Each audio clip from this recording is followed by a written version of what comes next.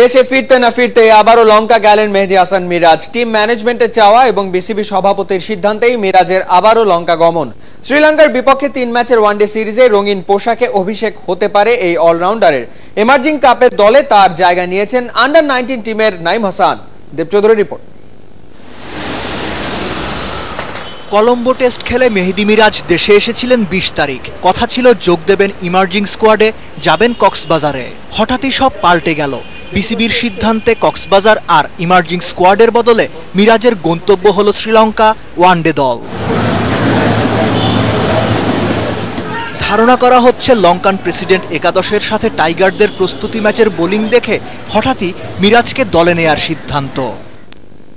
ম্যাচটায় যারা বল করেছেন সবাই টাইগারদের মূল বোলার। তুলনামূলক সফল ছিলেন 2 অফ স্পিনার শুভাগত আর মোসাদ্দেক। তারপরও প্রতিপক্ষ করেছিল 350। সেই বাস্তবতাতেই সম্ভবত মিরাজের ডাক পড়েছে। তবে মিরাজ নিজেকে মোটেও অপরিহার্য মনে করছেন না। 2-3 জন ভালো খেললে কিন্তু আসলে ওরকম টিম রেজাল্ট পাওয়াটা, বাট এখন কিন্তু আমাদের বাংলাদেশ টিমে সবাই কন্ট্রিবিউশন করছে। সিনিয়র প্লেয়ারদের সাথে সাথে জুনিয়র যারা আছে তারাও চেষ্টা করছে যে বাংলাদেশকে কিছু করার জন্য, এবং যে সময় যার প্রয়োজন হচ্ছে সে কিন্তু ওই কাজটাই করছে।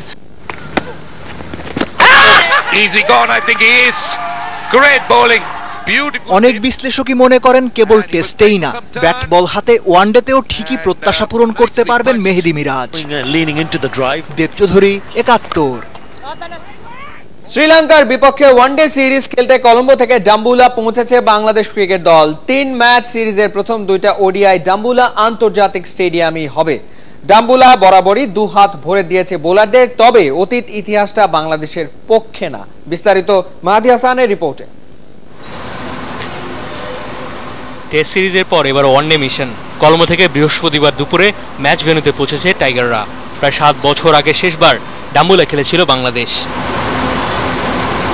টাইগারদের ফেরা অর্ধযুগ পেরিয়ে আর আন্তর্জাতিক ক্রিকেট ডাম্বুলায় ফিরছে প্রায় 7 মাস পর। এখানে সবশেষ ম্যাচে ক্রিকেটকে লঙ্কান জার্সিতে বিদায় জানিয়েছিলেন তিলকারত্নে দিলশান। ইতিহাস জেনে খুশি হতেই পারেন তাসকিন, মুস্তাফিজ, রুবেলরা। শ্রীলঙ্কার বাকি ভেন্যুগুলোর মতো স্পিনার নয়, পেসারদের বড় বন্ধু এখানকার উইকেট। 21 ম্যাচ খেলে 42 উইকেট, সবচেয়ে বেশি গ্রেট মুরলীধরনের নামে। সেরা বোলারদের তালিকায় বাকি সবাই পেসার।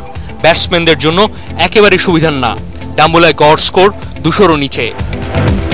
এই ভেন্যুতে মোট 3 ম্যাচ খেলেছে মুশফিকরা। শক্তিমত্তার বিচারে পিছিয়ে থাকা তখনকার টিম বাংলাদেশ হেরেছে 3টাতেই। বৃষ্টির আনাগোনায় ম্যাচ পণ্ড হওয়া ডাম্বুলার নিয়মিত ঘটনা। তবে শনিবারের ওয়েদার ফোরকাস্ট জানাচ্ছে থাকছে কলম্বোর গলের সেই খটখটে রোদ। মেহেদী হাসান, 71। জাতীয় দলের ক্রিকেটারদের কেন্দ্রীয় চুক্তির তালিকা তৈরি করে রেখেছে বিসিবির ক্রিকেট অপারেশনস বিভাগ। সামনের বোর্ড সভায় পাশ হবে সেই চুক্তি, জানিয়েছেন অপারেশনস চেয়ারম্যান আকরাম খান। চুক্তিতে নতুন অনেকেই রয়েছেন, আবার বাদও পড়ছেন জাতীয় দলে খেলা কেউ কেউ। শামসুল আরিফিনের রিপোর্টে বিস্তারিত। জাতীয় দায়িত্ব পালন করছে জাতীয় দলের ক্রিকেটাররা। ওই দায়িত্বের জন্য বিসিবির কাছে মোটা মাইনে পান সাকিব, তামিমরা। সাধারণ চাকরির মতো না এই ব্যবস্থা। চুক্তি, বেতন, বোনাস নির্ভর করে ক্রিকেটারদের সাফল্য ব্যর্থতা বিচার করে। কিছুটা বিলম্ব হলেও নতুন চুক্তির কাজ নাকি সব গুছিয়ে রেখেছে অপারেশনস বিভাগ। কন্ট্রাকচুয়াল যে লিস্টটা সেটা আমরা পেয়ে গেছি, তো আমরা ইনশাআল্লাহ বোর্ড মিটিং এ এটা সবসময় বোর্ড মিটিং এটা ডিসিশন হয়, নেক্সট বোর্ড মিটিং এটা কনফার্ম করে দিবে। সম্ভবত সেমই থাকবে, গত বছর যেটা ছিল সম্ভবত 16 জনের, সেটাই। চুক্তিতে থাকা বর্তমান 15 সদস্য থেকে বাদ পড়তে পারেন নাসির হোসেন, আলামিন হোসেন ও আরাফাত সানি। নতুন চুক্তির আওতায় আসতে পারেন মেহেদী মিরাজ, নুরুল হাসান সোহান, মোসাদ্দেক সৈকত ও তাসকিন আহমেদ। বর্তমান বাজার মূল্য হিসেব করে বাড়তে পারে সম্মানীর অঙ্ক। শামসুল আরিফিন, 71। Well done Bangladesh.